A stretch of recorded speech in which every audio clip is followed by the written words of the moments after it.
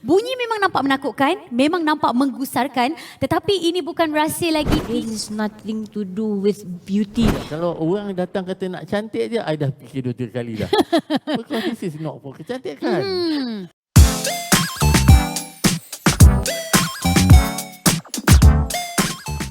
Potong usus ataupun potong perut demi untuk mendapatkan kecantikan bentuk badan dipanggil sebagai bariatric surgery.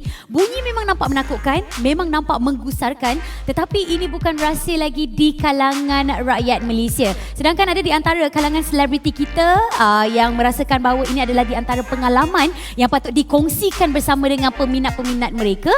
Sebab itu topik Borak Bibir Merah kita kali ini adalah nak cantik sampai sanggup potong usus, okey? Dan bertemankan saya Fiza Frizi bagi Borak Bibir Merah siri ke-8. Kita akan membincangkan mengenai topik yang cukup hangat diperkatakan. Disebabkan itulah kami membawakan kepada anda tetamu di studio. Antaranya kita ada pakar bariatric surgery dari Hospital KPJ, Profesor Datuk Dr. Harun Ahmad. Selamat datang. Terima kasih. Ya. Dan kita juga ada salah seorang selebriti yang cukup famous, yang cukup terkenal, seorang penyanyi yang cukup merdu, yang cukup berbakat besar, yang telah pun menjalani kaedah potong usus ataupun bariatric surgery ini, iaitu Wan Aisyah Wan Arifin atau kita kenali sebagai Kak Aisyah. Apa khabar? Hai Fiza. Ya. Sihat ya? Alhamdulillah. Alhamdulillah. Ini boleh dah pakai baju saiz yang lama-lama dulu? Baju 10 tahun yang lepas. Dah boleh dah. Okey, mungkin sebelum kita mulakan dengan topik kita nak cantik sampai sanggup potong usus, kita nak tanya dulu terlebih dekat Kak Aisyah kita.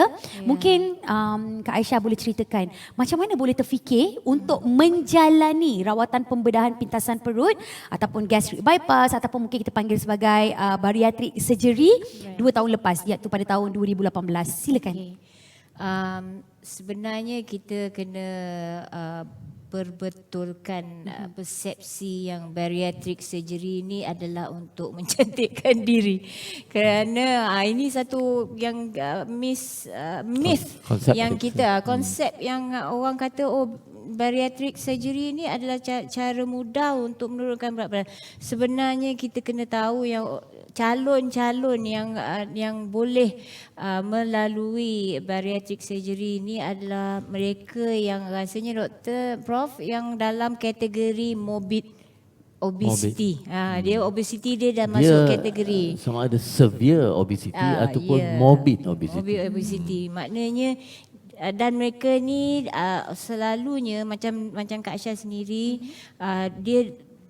dia dalam kategori yang sudah mengalami macam penyakit ataupun macam Kak Aisyah, I was like borderline, dah memang kolesterol dah 3 kali remove apa yang dipanggil xanthelasma. Yes. Xanthelasma tu maknanya yang kalau kita kolesterol kita sangat tinggi, dia akan naik ke mata, Kolesterol deposit deposit di mata tu.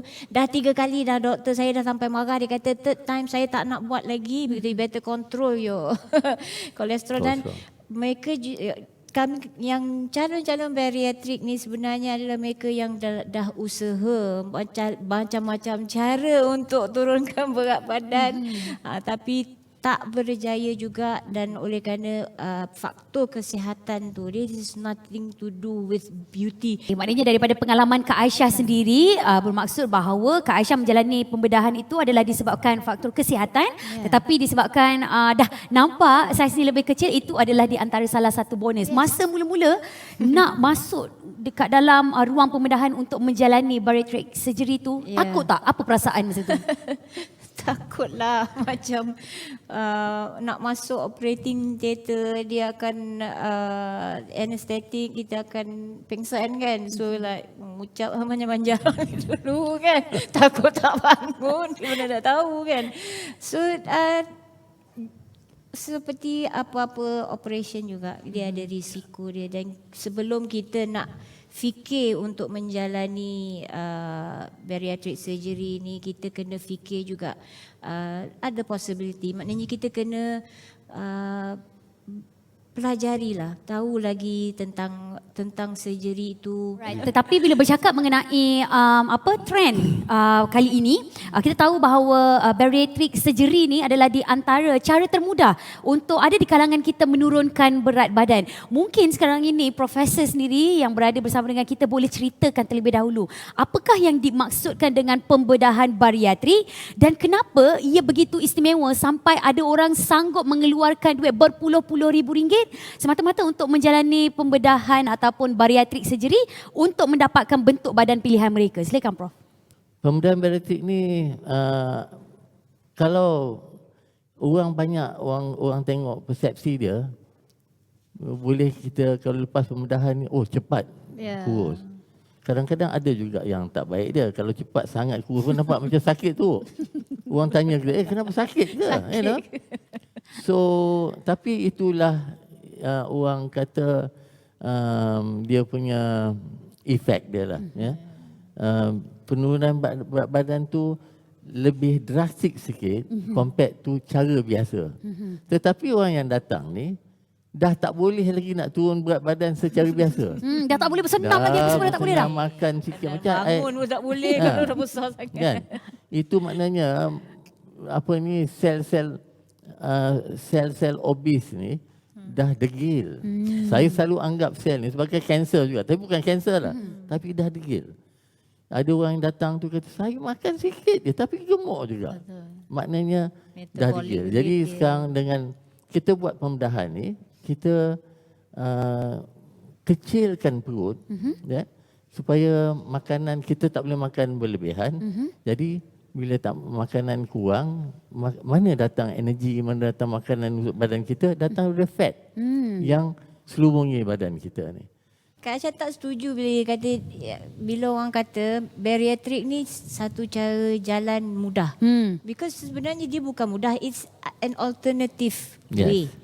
Cara yang alternatif kerana you kena fikir, you kena melalui satu pembedahan dalam 2 jam dekat 2 jam juga. Buat 2 jam lah, 1.5 to 2 jam. Nak recover lagi. Dengan recover lagi. Dan untuk kalau yang kaki makan, you kena kontrol, belajar. Bukan, dia kena belajar seimbangkan nafsu makan you selalu. Masa you besar dulu mungkin nafsu makan memang besar.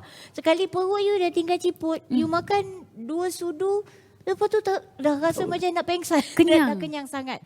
And then ada yang rasa mereka macam nikmat makan dia dah hilang. Pasal dia, you know, and then you akan lalui untuk bulan yang pertama, you akan tak boleh makan seperti biasa. You kena mula daripada liquid diet sahaja untuk 2 minggu. Lepas tu you akan pergi ke fasa puree. Macam bubur-bubur. Makan macam dah macam baby makanan. Lepas tu ke yang semi solid. Lepas tu barulah. Dan ada makanan yang terpulang pada individu yang lebih berat. Tengok macam saya, kalau nasi, kalau saya makan 2-3 suap saya dah pening. Mula-mula you akan ada nampak the drastic loss. Tapi salah satu sebabnya ialah kerana you have liquid diet tu. Kalau cuba you sanggup buat liquid diet 2 minggu pun berat badan you akan turun juga. Jadi sebulan tu memang you tak makan solid food. 2 bulan memang drastik. Selepas itu dia akan mendata juga kita punya tu. Dan kita kena usaha sendiri. Macam Kak Aisyah sendiri, saya dah lost 31 kg. Saya ada 10 kg lagi, dan 10 kg yang terakhir tu yang saya kena usaha sendiri. Dan kepada anda semua penonton Borak Bibir Merah, mungkinlah pernah mempunyai hasrat untuk potong usus ataupun potong perut ataupun melakukan bariatrik surgery. Tolong prepare mental anda dan tolong tengok, cek dulu kesihatan anda sama ada berbaloi ataupun tidak, sama ada kesihatan anda boleh melakukan pembedahan ini. So, berbalik kepada Kak Aisyah kita lah. Kita faham sebelum Kak Aisyah menjalani pembedahan bariatrik ni, Kak Aisyah selalu mengalami masalah gastrik, sakit-sakit kaki, kadang-kadang macam nak jalan, nak bergerak pun sedikit susah. Mungkin sekarang ni selepas menjalani pembedahan tersebut, dah boleh maraton. Dah boleh menari dah. Sebenarnya salah satu sebab saya agree, saya setuju untuk buat bariatric surgery ni ialah kerana saya punya lutut sangat kronik sakitnya. Dan masa tu saya pergi Eastern Europe, saya dapat hadiah GV saya dulu. Kita pergi Eastern Europe dan kita berjalan dan saya rasa ya Allah, seksanya. Aku supposed to be like holiday tapi you like berat badan tu, kita punya sakit kaki tu. Sampai orang tanya, sakit tak surgery tu? Kata, lagi sakit kaki I. Rasa berbaloi sangat I buat surgery tu kerana kaki. Dan mungkin juga doktor pun boleh terangkan. Oh, tadi panggil doktor. Tadi panggil prof. Profesor, doktor. Boleh ceritakan, betul ke bila kita dah melakukan pembedahan bariatrik untuk segelintir golongan, ia juga turut boleh menyembuhkan lagi penyakit diabetes, darah tinggi dan juga kencing manis disebabkan bariatrik surgery ini mampu untuk mengurangkan lagi kadar kolesterol kat dalam badan. Silakan doktor. Dah, betul. Ya, kalau kita ada penyakit, contoh yang kita panggil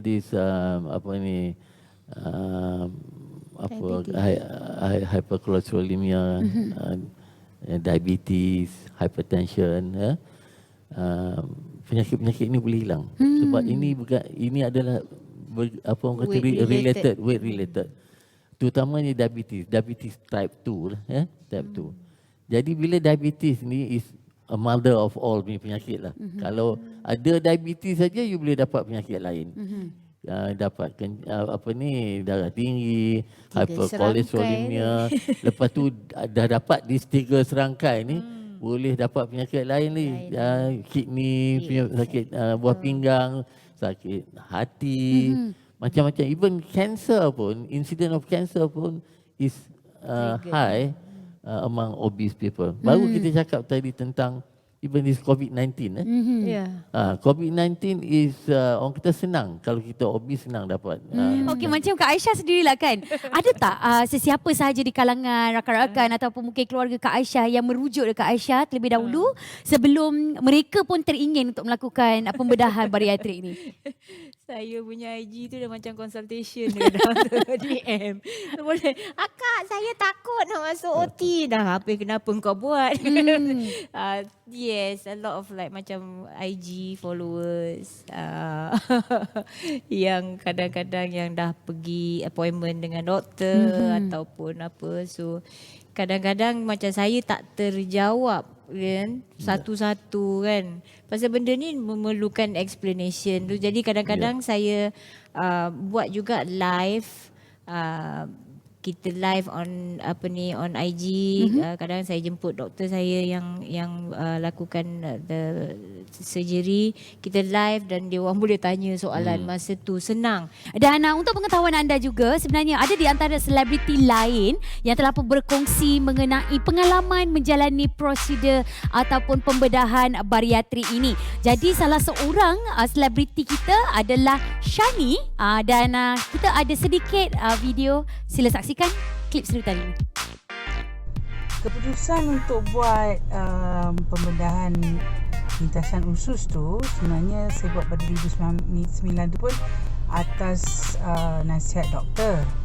Memang tak terfikir nak buat, memang kena pujuk doktor semua, memang pujuk saya banyak kali apa semua. Tapi setelah berbincang dengan keluarga, berbincang dengan arwah nenek masa tu, dengan mak apa semua, diorang semua pun kata buatlah. Dan memang buat tu bukan untuk cantik, langsung tak terfikir untuk cantik, tapi untuk sihat.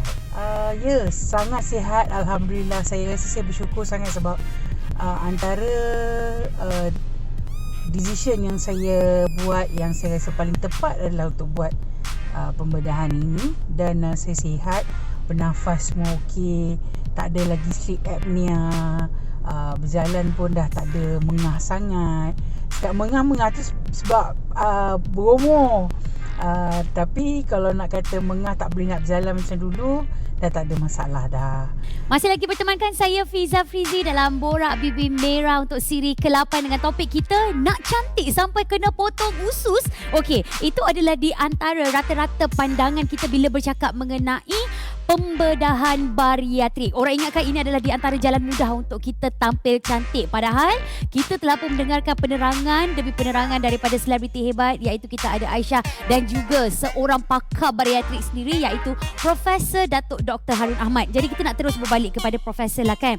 Ada di antara kita yang mengatakan bahawa andai tersalah langkah, seseorang pesakit yang telah pun menjalankan bariatrik surgery ni, mereka akan kembali kepada bentuk badan asal dan juga masalah kesihatan yang asal disebabkan tak berjaga-jaga. Betul ke? Itu aku nak jawab tuan ya. Betul pun boleh, tak betul pun boleh.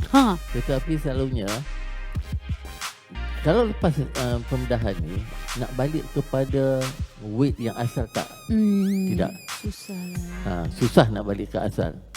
Tetapi untuk naik berat badan lepas tu sikit boleh. Kita I always tell my patient bila dah sampai plateau dia yo-yo. Masa tu Aisyah cakapkan, masa tu kita memerlukan pada masa tu sepatutnya pesakit dah pandai, dah faham. Dia expert tadi. Dia boleh adjust macam mana.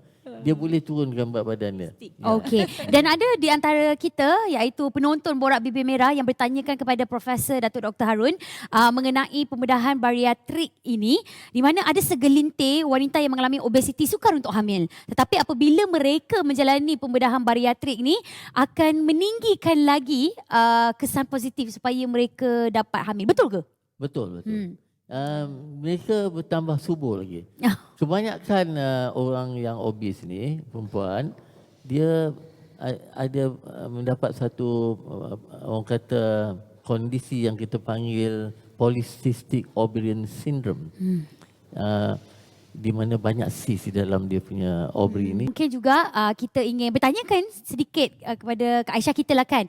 Nasihat Kak Aisyah sendiri sebelum seseorang itu menjalani pembedahan bariatrik.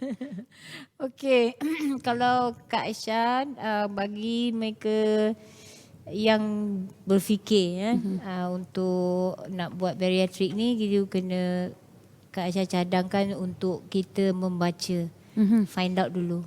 Cari sebanyak mana knowledge ilmu daripada Google ke, daripada YouTube ke, daripada kalau ada kawan-kawan pakar bertanya sama ada, dan baru tentukan sama ada bariatric surgery ni adalah satu langkah yang sesuai untuk diri kita. Jangan tengok orang lain. Baik. Orang lain kita boleh tengok, kita cari ilmu daripada dia, tapi kita kena tengok pada diri kita sendiri. Jadi keputusan tu pada diri kita sendiri, kerana yang nak tanggung tu kita. Ya, yang nak tanggung tu kita. Baik. Dan kita hampir sampai ke penghujung untuk Borak Bibir Merah siri ke-8, dan mungkin kita ingin dengarkan sedikit kesimpulan daripada Profesor Datuk Doktor. Silakan. Ya, obesiti adalah penyakit yang kronik. Bukan orang kata macam kita banyak kita tengok apa ni grandparents lah. Kalau tengok anak dia, cucu dia kurus kan. Aduh, kau tak bagi makan dia apa. Sebab dia tak dapat nak peluk cucu dia yang gebu tu kan. Sebenarnya bahaya. Jadi daripada obesiti ni lah, kita tak jaga betul-betul, makin meningkat berat badan, kita dapat penyakit-penyakit comorbidities ni lah. Contohnya darah tinggi, kencing manis yang pertama, darah tinggi, hyperkolesterolemia dan macam-macam lagi. Baik. Jadi bukan untuk kecantikan. Dan pembedahan tetap pembedahan. Baik. Dia ada risiko, ada komplikasi. Tetapi kita tahulah macam mana nak menguruskan komplikasi dan betul-betul orang kata nak manage the risk. Dan sebelum pembedahan, macam Aisyah cakap, bacalah dulu atau tanyalah, research dulu tentang pembedahan ni. Dan supaya kita pergi dengan orang kata a clear mind. We are going into a surgery. Baik. Dan kalau you faham, then dia punya lepas operation tu senang. Baik. Post-op orang kata punya proses tu lebih baik.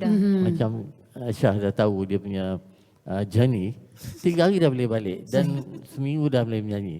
Kalau kita masih kabur lagi tentang operation ni, tak faham, orang paksa buat surgery, itu yang masalah. Baik. Dan secara kesimpulannya, nak cantik sampai potong usus tu tak wujud.